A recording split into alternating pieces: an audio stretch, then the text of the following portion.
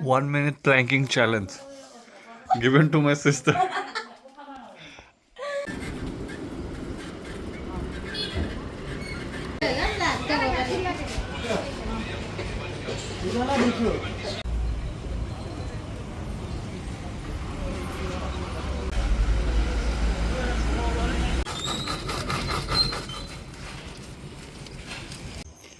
Itu কোৱা ওইটো কোনে আঁকিছে এইটো মই আঁকিছো এইটো মই আঁকিছো এইটো মই আঁকিছো এইটো মই আঁকিছো এইটো ছাৰ আঁকিছো আৰু